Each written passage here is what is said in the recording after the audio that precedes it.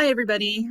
This is Michelle, and I'm just apologizing that my last course share is very late. Well, I guess not quite a week late, but I wanted to talk a little bit about a program that I found called Fluent U.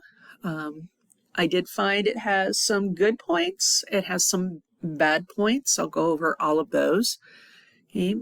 I do like at the very beginning, they give a little video. I won't show it all. But it does kind of attract the attention of learners in comparing this to other programs. This is Dave. He's trying to learn.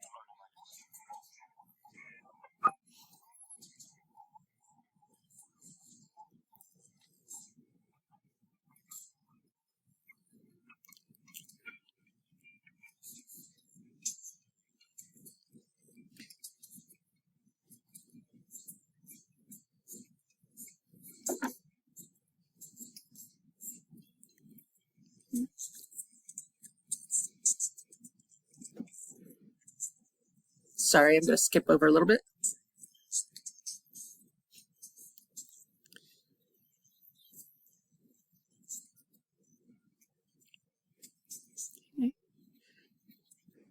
Okay, I just wanted to show you a little bit on how they were trying to make this appealing to people in comparison with other programs that may be out there without quite naming them. But it's particularly on the focus on the grammar, etc. I will come back to the whole idea of using the language and speaking because, in my opinion, that is actually a downside of this program. But let me go ahead and apologize. I'm trying to see my tabs up above.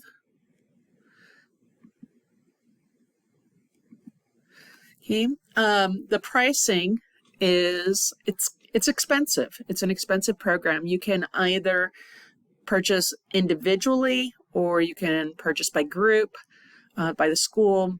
For individual, it is $20 a month, but you need for an annual billing, so you have to pay the basically $240 outright.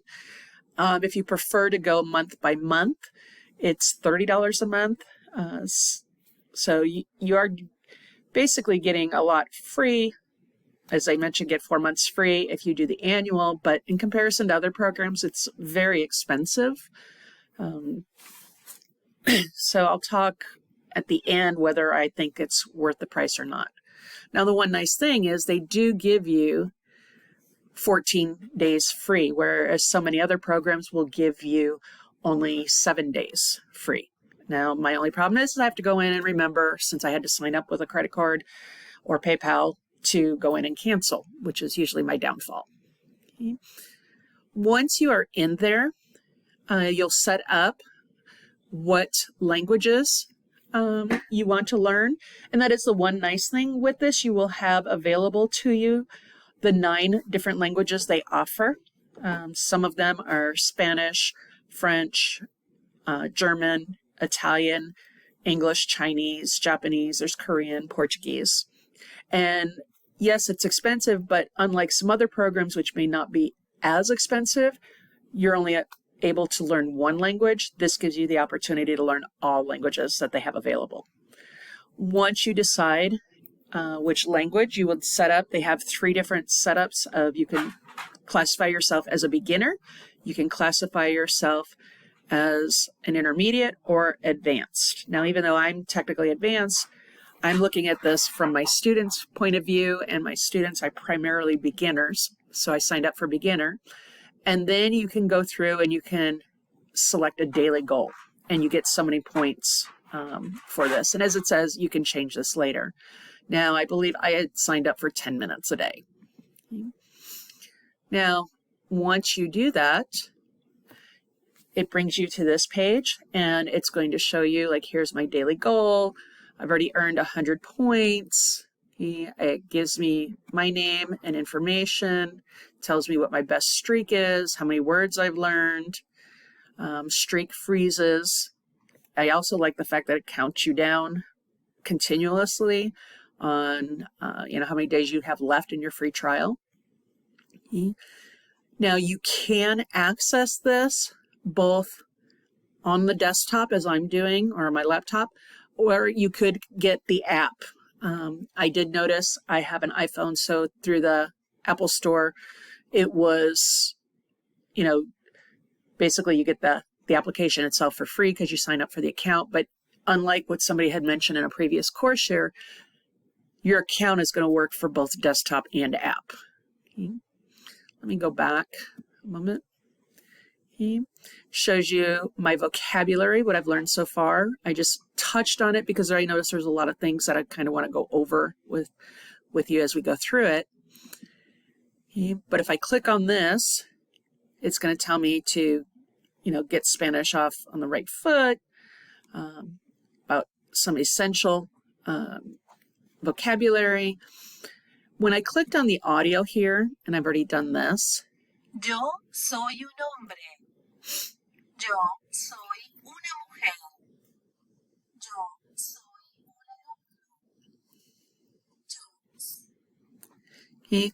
It tells you can see this is from YouTube, and it tells you that it has the words highlighted, and so you can go through. It's going to tell you what part of speech it is. Here's the verb, what it means, what tense it's in, what person. The article, it tells you it's an article. It doesn't tell you, though, that it's an indefinite article.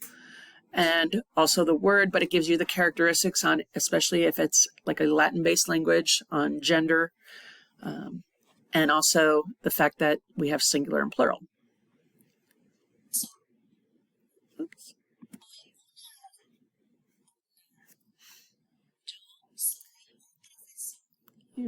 And it just kind of keeps going over that, and it gives you the English right down below. Okay. Okay. Once you're done with that, you can do a quiz, which I noticed at least here at the very beginning. Soy. I already did the first one, which was all with yo. And so I can go through here. Okay. I can click on see a grammar tip. Now there are some things that I know a lot of Spanish teachers, particularly when we have the verb ser and estar, for example, since they both mean to be in English, that they are, they're not used interchangeably, but I hate that a lot of teachers use the permanent and temporary, and this one seems to also continue with that whole temporary and permanency, which kind of goes against what I believe. So I wasn't too happy about that. But again, it still gives you, the translation, what it is. You can see various examples. I apologize. I should have shut my email down. Okay. Yo soy un hombre. Okay. And then once I know, I can go through and I can click already know. And I can go through and see some more. And they also tell you that it's, an article, it's singular, it's masculine, and what it means. If I already know that. Okay. And I can continue. Okay. Already know that. Okay. And then once I've gone through all that, then I could go through and see the picture. Un hombre. And I can even hear it, and I can click on it. Okay. So I don't like that you can listen to it and it automatically gives you the information. Okay.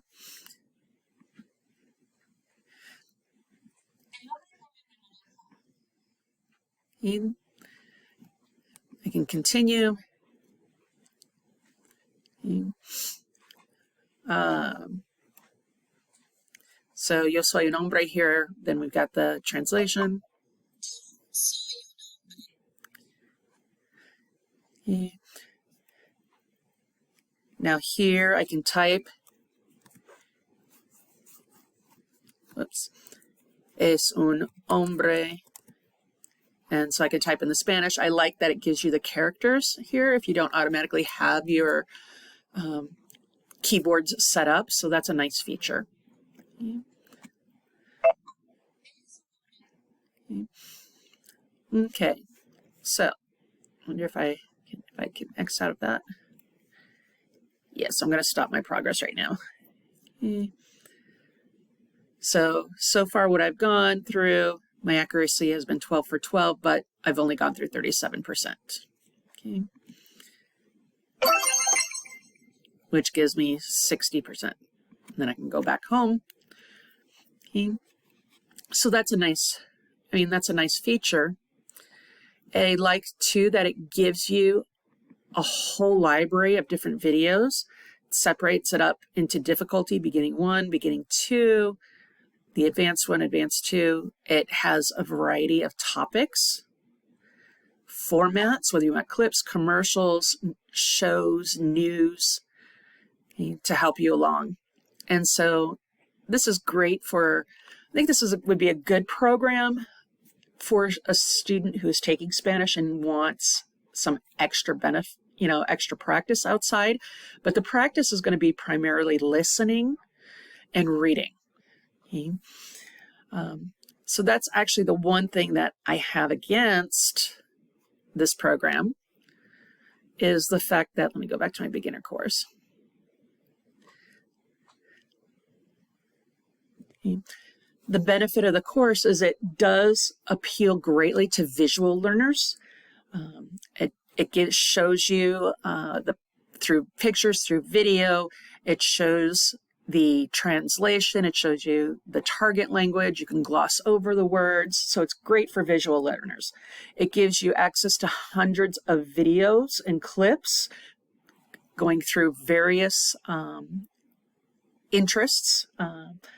And so that makes it appealing to a lot of people. There's tons of subtitles, okay, where you can hover over the words to get more info. So those are some pluses of the program. The biggest thing for me is that there's no conversational practice. And so going back to the video at the very beginning, it shows, how you're able to use this and use the language appropriately, but it doesn't give you the opportunity to actually practice speaking and having any feedback upon your speaking.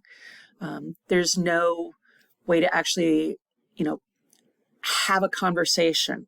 There's no speech recognition software that could help you in your pronunciation. Okay? Also, as compared to other programs we've seen, although it's intuitive, it's a little bit outdated and kind of clunky when we go through the different programs. As I mentioned, it's great for students who want to practice more on their reading, practice on their listening skills. It is great for learning some new vocabulary, for learning phrases. But again, it doesn't give that output practice. It doesn't give that output for a lot of writing, maybe some brief writing, but not a lot of writing. It also doesn't give any speaking. Okay. So this is Fluent U. I'd say it has just as many pros as it does cons. However, the one con of speaking would really turn me off of this program, and the fact that it doesn't have something to help me evaluate that. Okay. All right, well, that is Fluent U. And as I mentioned before, you can get it through the app stores, so you can use it on your mobile devices as well as on your desktop. And you don't need to create separate accounts. The same account would work for both. Okay. Thank you for watching.